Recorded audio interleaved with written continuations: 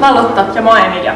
Ja me tiedetään, että leirille pakkaaminen on joskus vähän hankalaa. Siksi me ollaan ratkaistu tää asia teidän puolesta ja näytetään tänään What's in my lady bag?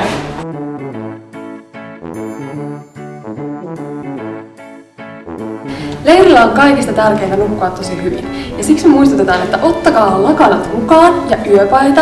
Ja sit jos haluatte pimeässä nukkua, niin myös silmälaput. Ja jos sulla on makuupussi, niin muista ottaa lakanat mukaan. Ja tyynyliina. Seuraavaksi muistiinpanovälineet, että voit kirjoittaa muistiinpanoja ja kirjoittaa vieraskirjaa. Ja riparilta sä saat oman raamatun, sitä ei tarvitse ottaa mukaan, mutta sitten muille leireille ota aina oma raamattu mukaan, sitä käytetään aina. Nyt me näytetään teille leireiltä yksi aika tyypillinen skenaario. Mäkin haluan katsoa sitä peiliä! Peiliä ei vaan ole tarpeeksi, eli kannattaa ottaa oma pikku peili mukaan. Lisäksi hammasharja ja muut hygieniavälineet. Muista ottaa mukaan myös sun laturi ja juomapullo. Ja kello. Ei ole väliin minkä kokoinen, mutta kello.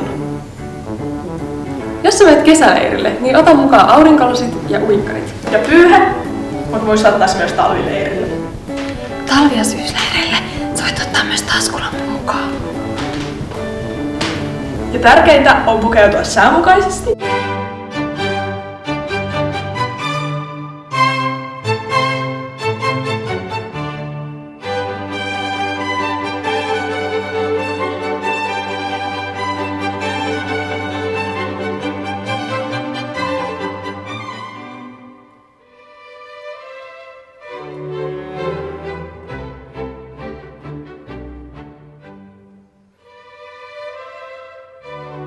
Tosiaan, säänmukainen pukeutuminen on äärimmäisen tärkeää, joten pipot ja lapaset mukaan. Suomessa kokonaan. Vaatteita ei voi koskaan olla liikaa leirillä.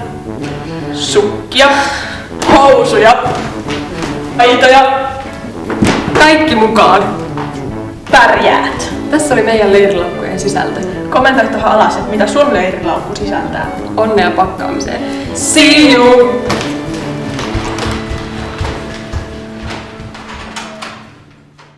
Ai niin joo, jos jotain unohtuu, niin ei se ole maailmanloppu.